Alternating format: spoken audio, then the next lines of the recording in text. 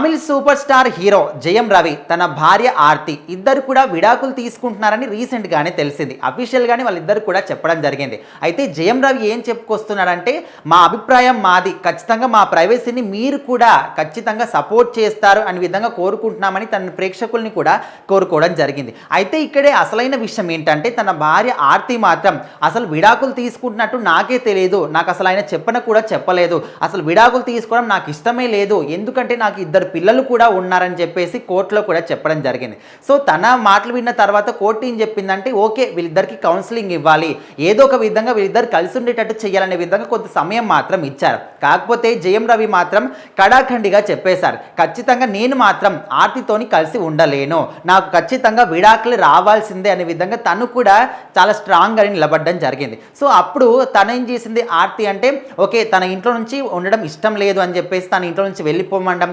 కనీసం తన పిల్లల్ని కూడా కలవనివ్వడం లేదు అనే విధంగా జయం రవి కూడా చెప్పడం జరిగింది. సో ఆ తర్వాత తన టార్చర్ తట్టుకోలేకపోతున్నా అని చెప్పేసి తను ఆర్తి చెప్పడం కావచ్చు. సో ఆ తర్వాత మళ్ళీ ఇంకా ఓకే నాకు కూడా విడాకులు కావాల్సిందే, తన టార్చర్ నేను తట్టుకోలేకపోతున్నా అని చెప్పేసి తను మా ఇద్దరు కూడా కలిసి మళ్ళీ కోర్టుని ఆశ్రయించడం జరిగింది. సో ఇక్కడే అసలైన పాయింట్ ఏంటంటే, ఇప్పుడు ఓకే ఇద్దరు కూడా విడాకులు తీసుకోవడం ఇష్టమే కాబట్టి, సో ఇప్పుడు ఆర్తి ఏం కోరుకుంటుందంటే, నెలకి నాకు 40 లక్షల రూపాయలు భరణం ఇవ్వాల్సిందే అనే విధంగా తను మాత్రం చెప్పడం జరిగింది. అంటే తన ఇంటెన్షన్ ఏంటంటే, ఈ విధంగా అంటేనైనా తన మనసు మారుతుందేమో, కలిసి ఉంటాడేమో, ఎందుకంటే మా ఇద్దరం ఏదో ఇప్పుడు పెళ్లి చేసుకుని 1 సంవత్సరం 2 సంవత్సరాలు కాదు, మనకు పెద్ద పెద్ద పిల్లలు ఉన్నారు, కనీసం వాళ్ళ భవిష్యత్తు గురించి అయినా ఆలోచించి సరైన నిర్ణయం తీసుకోవాలని చెప్పేసి తను ఈ విధంగా చెప్పిందని కూడా కొంతమంది అనుకుంటున్నారు. సో ఇప్పుడు ఇక్కడ జయం రవి ఏం చేస్తున్నాడు, మరి తను ఒప్పుకుంటాడా లేదా? నెలకి 40 లక్షలు అంటే మామూలు విషయం కాదు, ఖచ్చితంగా ఇప్పుడు సంవత్సరానికి చూసుకుంటే కొన్ని కోట్లు తనకు ఇవ్వాల్సి వస్తుంది. సో తను ఇంకా జీవితాంతం కూడా ప్రతి నెల 40 లక్షలు ఖచ్చితంగా ఇవ్వాల్సిందే.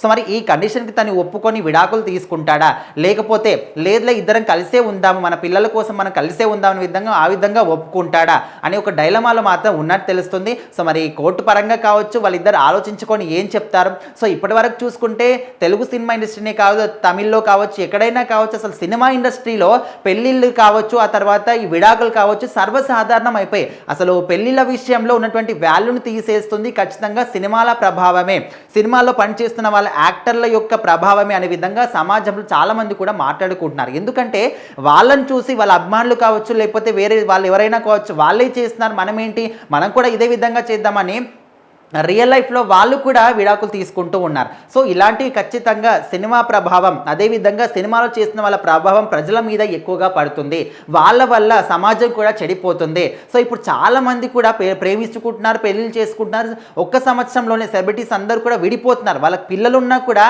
వాళ్ళని కూడా చూడకుండా విడిపోవడం జరుగుతుంది. సో ఇలాంటివన్నీ కూడా ఖచ్చితంగా చేయడం తప్పు అని కూడా చాలామంది అనుకుంటున్నారు. చూద్దాం మరి వీళ్ళిద్దరు ఎలాంటి డెసిషన్ తీసుకుంటారు, జయం రవి ఒప్పుకుంటారా నెలకు 40 లక్షలు అంటే ఏంటి?